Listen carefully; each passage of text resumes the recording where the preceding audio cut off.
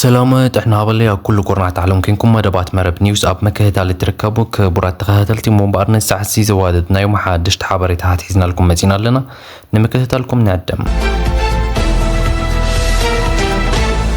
اب عفار زركبوا بعلوم حارة مريد تقراي بمبال سيمون عدوقات حيلتات نبر تقادلت تي دي اف ننوح قزي زتقالسنا العلامات تحنششي بمبال ننوعلوم ناب حيال تقومون بأسن امرحون كمزلو كاب بعلوم زبتحنا حابريتا قاليعلو بزرزرنا بهون كنبلينا اب مونغو إثيوبيان إيرتران كوم ودما تግራይን بحبرة أوروبا زتمرح شمግልና እናተኻየደ ይርከብ ኣብ ዝሰሙን ኣብ ኣስመራ ዝተጓዓዘት ፍልይቲ ልእኽቲ ሕብረት ኣውሮፓ ኣኒታ ዌበር ኣብ ኣስመራን ሕብረት ኣውሮፓን ጠቡቕ ርክብ ንክምስረትን ኣብ ሓበራዊ ምትሕግጋዝን ዞባዊ ፀጥታን ክትሓበራ ከም ዝኾነ ገሊፀን ኣለዋ ሚኒስትሪ ዜና ኤርትራ ዝኾነ ኣቶ የማነ ገብረ መስቀል እውን ዝበሎ ነገር ኣሎ ብዛዕባ እዚ እውን ዝርዝር ዝበለ ሓበሬታ ናባኹም ክንበፅሕ ኢና اب عفار زركبو بعلوم حرا مريت تግራይ بمنبال زسيمو عدقات حيلتات نبر تقادلت سراويت تግራይ ننوح قزي زتقالسنا له علامة تحنششي بمبال نبعلوم ناي حيال تقاومون بأسنا امرحون كم زلو كاب بعلوم زبتحنا حبريتا قالو علوم بز مسرت دما اتي اب مجمرة بتسفاي نقوس ودرايا التحبابارينت زتمسرت حرا مريت زبل سيامس توهاوم عدقات دحر إلو دما بجنرال ودن طرو كمرحون كزوزون ززانهم እዞም ሓይልታት ሕዚ ግን ድሕሪትን ንውሕ ዝበለ ግዜ ዝጸንሐ መስሓብን ዘይምተማማንን ሕዚ ግን ናብ ቁልዕ ባእስን መጨቐጨቕን ከምኡውን ሓለፍቲ ናይ ምዕፋን ተግባራትን ብተወሳኺ ድማ ሓለፍቲ ናይ ምቅያር ታክቲካዊ ኣካይዳ የካይዱ ምህለዎምን ዝበፅሕና ሓበሬታ ኣመላኺቱ ኣሎ ዋና መልዕሊ ትጎንፂ ድማ ኣብ መንጎ እቶም ላዕለዎት ኣመራርሓ ዝነበሩ መናእሰያትን እቶም ዓበይቲ ነበር መሪሕነት ሰራዊት ትግራይ ዝነበሩ ሽማግለታት ጀነራላትን ምዃኑ ተፈሊጡ ኣሎ እቲ ሕዚ ዝማዕበለ ጎንፂ ድማ ካብ ቀደሙ እቲ ሰራዊት ሒዝዎ ዝነበረ ዕላማ ተሓንሸሽዩ ብዝብልን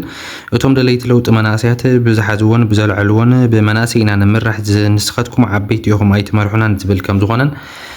እቲ ሕዚ ዝግበር ዘሎ ብሽማግለታት ጀነራላት ናይ መምራሕ ኣካይዳ ድማ ብጠቕላላ ይንቕበሎን ክብሉ ከም ዝገለጹሎም እዩ ዝዝረብ ዘሎም እቲ ሕዚ ዘሎ ጎንፂ ድማ ናብ ዝለዓለ ጠርዚ ክዓርግ ዘኽኣለ እቶም ኣብ ቀረባ መዓልትታት ካብ ሰራዊት ትግራይ ተፈልዮም ናብ ኣዲስ ኣበባ ዝኸዱ ዓበይቲ ጀነራላት ኣዘዝቲ ሓይልታት ሓራ መሬት ክኾኑ ኣለዎም ዝብል ትእዛዝ ከም ላዕለዋይ መሪሕነት እቶም ሰራዊት ከም ዝወረዶምን እቶም ኣባላት ሓይልታት ሰላም ድማ ነዚ ተግባር ከም ዝተቃወሙን እዚ ስዒቡ ድማ ከም በዓል ኮሎኔል በረኸ ባራኺ ወድራያ ንጉስ ኣቦይን ዝተባሃሉ መሪሕነት እቲ ሰራዊት ኣኼባ ረጊፆን ከም ዝወፁን እዩ ዝበፅሐና ሓበሬታ ኣቃሊዑ ዘሎ ካብዚ ብተወሳኺ ድማ ከም በዓል ተስፋይ ንጉስ ወድራያ ላዕለዋይ ሓላፍን መስራትን እቲ ምንቅስቃስ ዝኾነ ኣብዚ ሕዚ እዋን ኣብ ከቢድ ኩነታት ከም ዘሎን ምስቶም ካልኦት መራሕቲ ክሰማማዕ ብዘይምኽኣሉ ድማ ብዙሓት ዕንቅፋታት ይበፅሕዎ ከም ዘለውን ኣብ ዕላዊ ፌስቡክ ገፁ ኣቃሊዑ ይርከብ ብተወሳኺ ድማ ረዳኢ ዋዩ ዝተባሃለ ላዕለዋይ ኣመራርሓ ሓይልታት ሰላም ኣብዚ ሰሙን ብዘለዓሉ ተቃውሞ ን24 ሰዓታት ተኣሲሩ ከም ዝፀንሐን بترير كم تطنققون نسراويت تግራይ ዝድግፉ ጽሑፋት ትጽሕፍ ኣለኻ ዝብል መፈራርሒ ዝበጽሖ ዋላ እኳ እንተኾነ ንሱ ግን ናይ ቲፒኤፍን ናይ ቲዲኤፍን ማለት እውን ናይ ሓይልታት ሰላም ትግራይን ናይ ሰራዊት ትግራይን ብውግእ ምስዕዓር ነቋር ዓወት እዩ ክብል ብትብዓት ጽሒፉ ይርከብ እቲ ላዕለዋይ ሓላፊ ሓይልታት ሰላም ትግራይ ምዃኑ ዝዝረበሉ ረዳኢ ዋዩ ኣብዚ ሕዚ ሰዓት ንተጋዳላይ ሸዊት ቢተው ይቅርታ ከም ዝሓተታን ሸዊት ንስኻ ኢኻ ትኽክል ነርካ ከም ዝበለን ኣብ ዕላዊ ፌስቡክ ገጹ ኣስፊርዎ ይርከብ በዚ መሰረት ድማ ኣብቶም ላዕለዎት ኣመራርሓ እቲ ሰራዊት ዓብዪ ጎንፅን ዘይምትእምማንን ከም ዘስዓበ ካብ ባዕሎም ዝወፁ ዘለዉ ሓበሬታታት የመላኽቱ ኣለዉ ተስፋይ ንጉስ ወድራያ ከምዚ ክብል መረረቱ ኣብ ምስማዕ ይርከብ ተስፋይ ተኣሲርናዮ ሰራዊት ይዕምፅ ዶ ኣብ ዝበሉ ወሃማት ሰሪቕካ ክብሪ የለን ክብል ኣስፊሩ ኣሎ ብተወሳኺ ድማ ዓርስኻ ዘይከኣልካ ቃልሲ የለን ምክንያቱ እቲ ዓርስኻ ምኽኣል ዝኣበየካ ክትኽእል ኢኻ ትሙክር ቃልሲ እምነት የለዮ እዩ ኔትወርክ ከጥፍእ መጽኤ ኔትወርክ ካብ ቃልሰይ ክነግስ ኣይደልን ክብል እውን ኣስፊሩ ኣሎ ብተወሳኺ እውን ኣንሕና ፀረ መናእሰይ ኢና ዝብል መናእሰይ እውን ፀረኹም ከም ንኸውን ክትፈልጡ ኣለኩም ትግራይ ናይ መንእሰይ ዝነበረላ እምበር ናይ መንእሰይ መቃብር ከም ዘይኮነት ክነግረኩም ይደሊ ክብር ትደሊ ዕድመ ፀገብ ወንጀል ፀገብ እንተልሃለኻ ከይተሓስቦ ወንጀለኛ ይኹሉ ግዜ ክብል እውን ኣስፊሩ ኣሎ بتوسخون تقاللت مناسي نبارركا اقرخا حبيتو انا منسي زبل ايغو زلكا اكل اقبا قبر انا زنبر كله عدي نعبي اي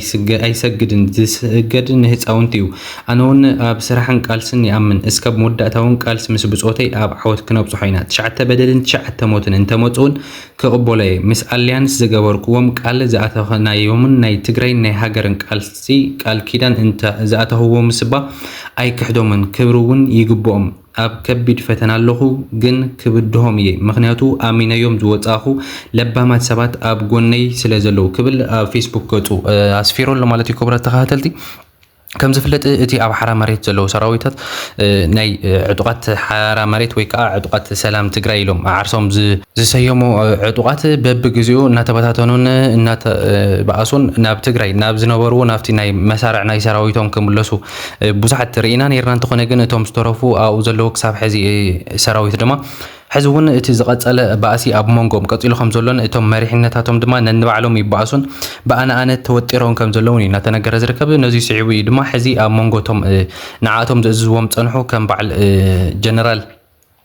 اتخم بعل ودرايا تسفاي نغس ودرايا ويكا كونريل بره باراغي ودرايا زبالن سون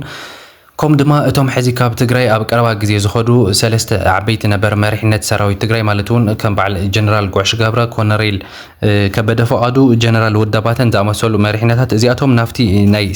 سراويت سلام زبلو سراويت ناو نخاتون كززوم كم زلوم يوم اغريوم زلو انتخونه ግን اتم سراويت او زلو كيتقبلوا يم تاريفهم زلو ابز قربا غزي كونريل بره باراغي كاب غنبار حد عفر ناب اديس ابابا وسيدوم مختل ازاز كم زغبرون حزدما بجنرال غوش غبره كتكا اندحرمو سانوم اتعغرغر كام زغددن يو تقالع زركب حزون ات زقصل عغرغرن زي متممانن قصيلو خم زلو كاب حرا مريت بصحنا زلو حبريتا زملختلو خبرت تخاتلتي نفتني مودات حبريتنا خالفكم كلخ اب مونغو ايثيوبيان ايرتران كومودما تግራይን بحبرت اوروبا ዝተመርሐ شمግልና እናተኻይደ ይርከብ ኣብ ዝሰሙን ናብ ኣስመራ ዝተጓዓዘት ፍሊት ልእኽት ሕብረት ኣውሮፓ ኣኒታ ዌበር ኣብ ኣስመራን ሕብረት ኣውሮፓን ጥብቕ ርክብ ክምስረትን ኣብ ሓበራዊ ምትሕግጋዝን ዞባዊ ፀጥታን ክትሓባበራ ከም ዝኾና ገሊፀን ኣለዋ ሚኒስትሪ ዜና ኤርትራ ዝኾነ ኣቶ የማነ ገብረ መስቀሉን ተመሳሳሊ መልእኽቲ ዘመሓላለፈ እንትኾን እቲ ዋና ኣጀንዳ ጉዕዞ ፍሊት መልእኽቲ ሕብረት ኣውሮፓ ግን ነቲ ኣብ መንጎ ኤርትራን ኢትዮጵያን ተፈጢሩ ዘሎ ወድዓዊ ቅራኔታት ፖለቲካን ሃዋህው ኩናትን ንምትራፍን ምሽጥራዊ ዝኾነ ሽምግልና ንምክያድን ከም ዝኾነ ተንተንቲ ፖለቲካን ምሁራትን እናቃልዑም ዝርከቡ በዚ መሰረት ድማ እቲ ኣብ መንጎ መቐለን ኣዲስ ኣበባን ዝቐነየ ምሽጥራውን ብሕብረት ኣውሮፓ ዝተመርሐ ሽምግልና ሕዚ ድማ ኣድማሱ ብምስፋሕ ንኤርትራውን ኣካቲቱ ከም ዘሎን ኣካል እቲ ሽምግልና ክኾን ከም እተገብረን እዩ ዝወፅ ዘሎ ሓበሬታታት ዘመላኽቱ ዘለው እዚ ሽምግልና እዚ እንድሕር ዳ ፍረ ዘፍሪ ኮይኑ ኣብ መንጎ እቶም ንብዙሕ ግዜ ክቃረኑ ዝፀንሑ ኢትዮጵያን ኤርትራን ማለት እውን እቲ ብፅምዶ ዝብል መንቅስቃስ ተፈጢሩ ዘሎ ኣብቲ ናይ ሰሜን ማሕበረሰብ ማለት እውን ኣብ መንጎ ትግራይን ናይ ኤርትራን ማለት እዩ ከምኡ ድማ ምስቲ ካብ ኢትዮጵያ ክመፅእ ዝኽእል ናይ ወራር ወይ ናይ ኩናት ሓይልታት ንዕኡ ክዕግዝ ዝኽእልን ነቲ ኣብ ቀርኒ ኣፍሪካ ክፍጠር ዝኽእል ሓድሽ ኩናት ንምትራፍ ድማ ሕብረት ኣውሮፓ ሕዚ እውን ዘይተኣደነ ፃዕርታት የካይድ ከም ዘሎን እዩ ዝበፅሐና ሓበሬታ ዘመላኽት ዘሎ ከምኡ ድማ እቶም ፖለቲከኛታት ቀርኒ ኣፍሪካ ዝትንትንዎ ዘለው እንተኮይኑ እውን ኣብ ዝሓለፈ መዓልቲ ከም ዝፍለጥ ናብ ኣስመራ ዝኸደት ኣኒታ ዌበር ማለት እውን ፍሊት ልእኽቲ ናይ ሕብረት ኣውሮፓ مس عبيد سلطنات ناي إيرترا خمس تناغرتن كم استردادتن يو ناتناغر زركب منستر زينا ناي إيرترا أتو يمانه ገብረ መስቀሉን ከም ዝገለጹ ምስ ሕብረት ኣውሮፓ ዘለና ርክብ ክኽለስን ከም በሐድሽ ወጋዓው ኮይኑ ንዞባዊ ረብሓ ክንንቀሳቀሰሉ ይግባእ ክብል እውን ኣስፊሩ ነይሩ ማለት ክብረት ተኸታተልቲ እሟንን ሉማዕቲ ነር ንምድላው ኣብዚ ዛዚ መለኹ ዝሓበሬታ ኸ ናብ ኩሉ ማሕበረሰብ ክበፅሕ ሼር ምግባር ከይትርስዑ ሰላም